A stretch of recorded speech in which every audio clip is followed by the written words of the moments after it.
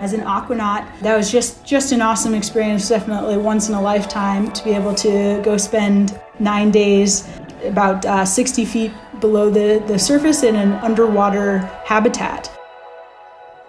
And we would do a full end-to-end mission scenario, simulating the moon or Mars. That's where we really got to put to the test, what is exploration of these planetary bodies going to look like?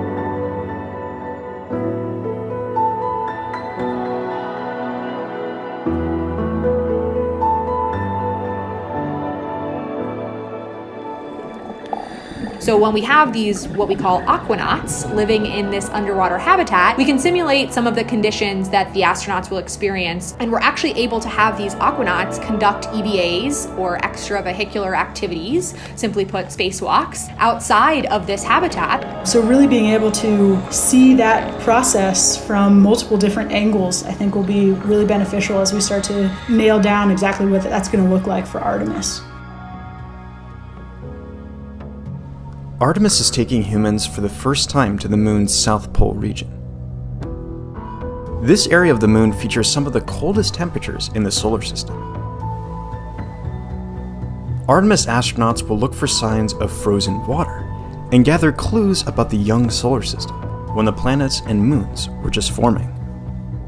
Flash forward to astronauts exploring the lunar surface with the Artemis program. They're going to be doing exploration. They're going to be visiting a site on the moon that no human being has ever visited before. And they're going to be taking pictures and describing rocks that they see, collecting samples, deploying instruments.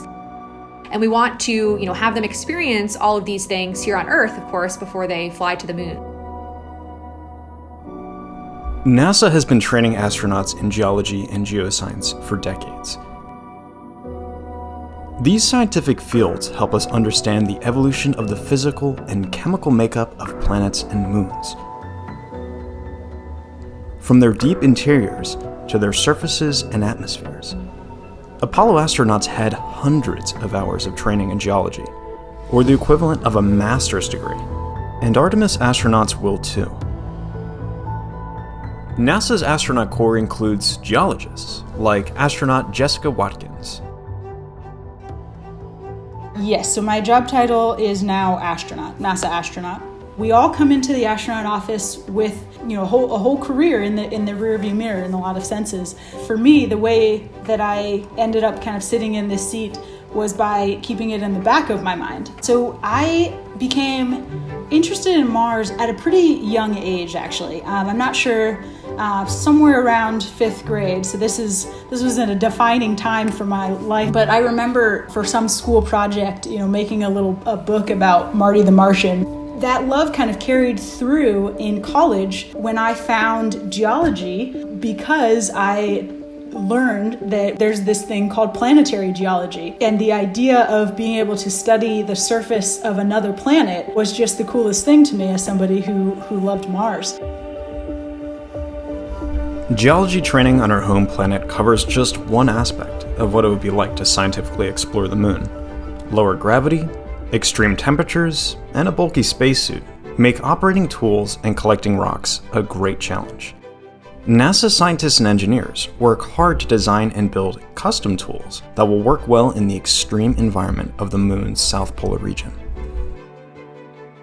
Making any sort of hardware that flies in space is a huge team effort. I help to lead a team of people who are building moon tools. And so specifically the tools that are going to take samples of the moon and bring them back to Earth so the scientists can study them for generations to come. At Johnson Space Center, we have what's called the Rock Yard, which is essentially kind of a large open space where we've imported rocks, basically a large human-sized sandbox. It's great. At the Rock Yard, we get astronauts to come out to be test subjects, but we also get engineers and scientists and operators to be test subjects as well, so that we can fully understand what it's like to be in that crew perspective.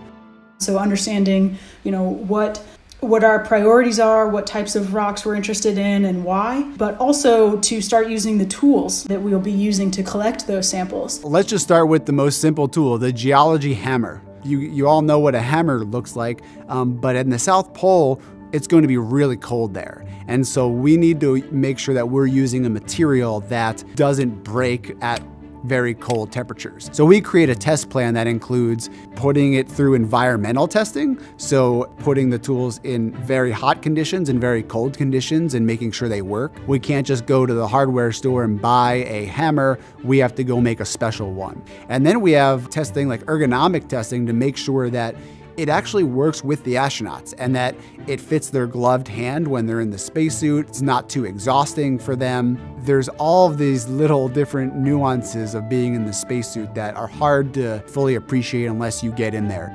As anyone who's worn a spacesuit will tell you, it feels like wearing a balloon that's constantly pushing down on you.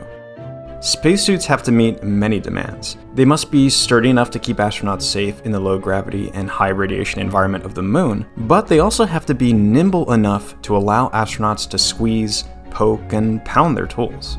It's tough to describe, honestly. It's large, it's about 300 pounds, I think. You're kind of operating your own personal spacecraft in a lot of ways. The intent is for you to be able to manipulate your arms and legs in a way that you would on the ground. So we have a large pool here at the NBL, the Neutral Buoyancy Laboratory here on site. In the corner, we now have a moon area. So we've imported sand and rocks down there, and we've started to do runs trying to approximate 1/6 gravity. It's kind of a lot of moving pieces, but it's really fun. It's one of the coolest things we get to do. And I'll tell you what, some of my most favorite, moments at NASA have been when I see these engineers start to get excited about the science that we're doing and start to, learn some of the geology terminology, because that really is what creates an effective team. And so hearing, tools engineer Adam Nade start to say, wow, this looks like a basalt that has lots of vesicles with olivine phenocryst in it, just make me incredibly excited, because it means that, we're learning to speak each other's languages.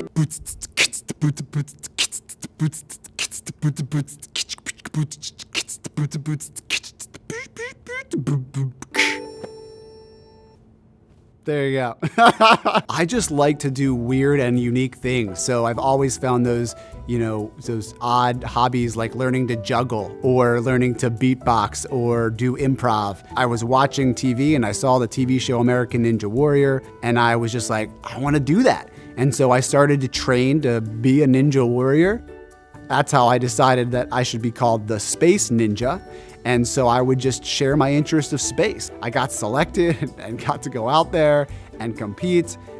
So I think we would limit ourselves if we only have one vision of what exploration looks like. Being a part of the NASA team has really showed me what that means and what exploration really looks like on a daily basis. But I do enjoy creative writing, short stories, poems sometimes. When I can, find the time, it's just an enjoyable way for me to explore what I'm thinking and feeling, and really kind of, use the other side of my brain.